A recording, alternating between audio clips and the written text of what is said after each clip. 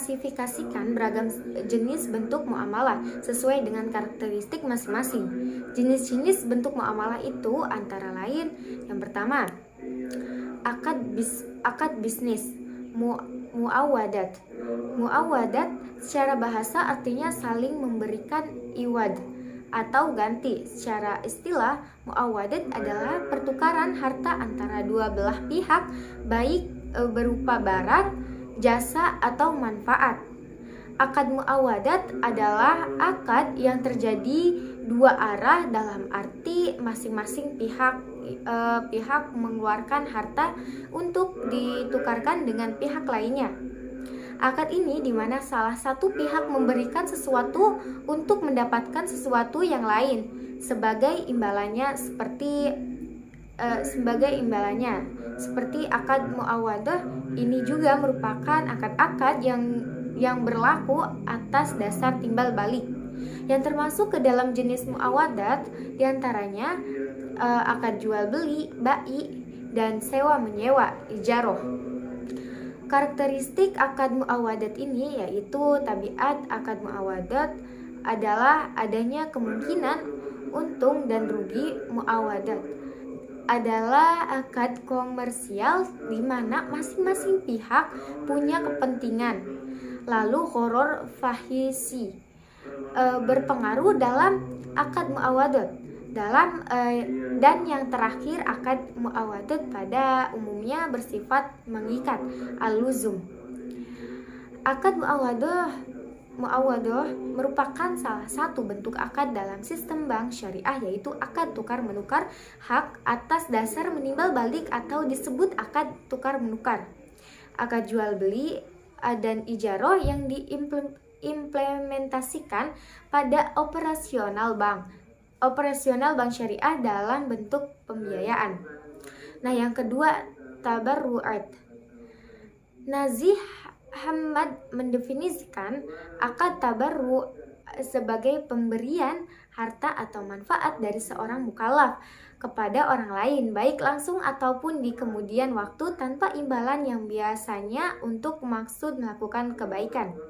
Akad tabarru'at bisa kita maknai sebagai akad sosial atau akad yang tidak bertujuan untuk mencari keuntungan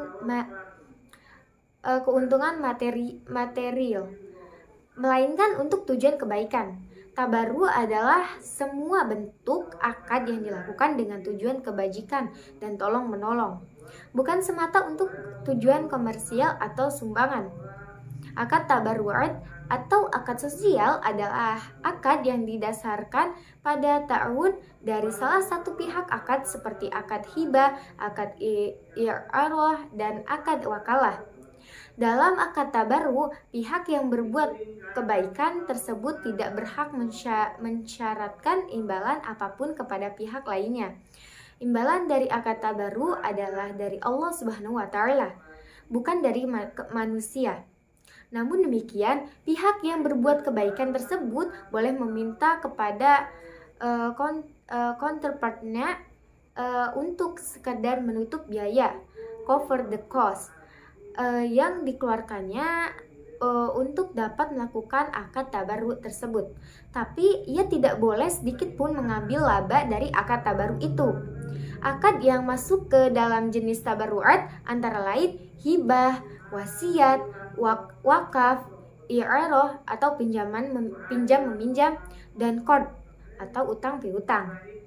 Karakteristiknya yaitu gharar, tidak berpengaruh dalam akad tabarru. Akad tabarru belum dianggap terjadi sebelum ada serah terima barang. Yang terakhir, akad tabarru tidak berakibat adanya kewajiban bagi mutabarri untuk menjamin barang yang menjadi objek akadnya. Nah, yang ketiga, tautsikot. Tautsikot adalah akad yang bertujuan untuk menjamin hak dan memastikan hak itu diberikan kepada pemiliknya. Tujuan utamanya untuk meminjam keamanan suatu transaksi sehingga dia tidak menjadi tujuan utama, namun sebatas pinjaman transaksi lainnya. Akad tausikot adalah akad penunjang. Dia tidak berdiri sendiri melainkan muncul bersamaan dengan akad lain dan menjadi penguat dari akad itu. Dalam fikih muamalah, rohan termasuk rumpun akad tausikot yang bertujuan menahan barang sebagai jaminan yang bisa diambil semuanya atau sebagiannya. Jika pembeli tidak melunasi atau agar debitur hutang bisa mencairkan piutangnya. Yang termasuk ke dalam jenis ini adalah akad rohan gadai, kafalah atau menjamin hutang orang lain, dan hiwalah atau memindahkan kewajiban hutang kepada pihak ketiga.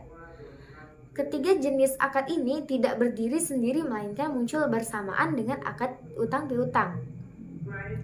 Nah, yang keempat, itlaqot. Akad itlaqot didefinisikan sebagai pemberian kuasa kepada seseorang terhadap sesuatu yang tidak boleh dia kelola sebelum terjadinya akad. Pada dasarnya, seseorang tidak boleh menggunakan atau mentasarufkan harta kecuali yang memang miliknya sendiri.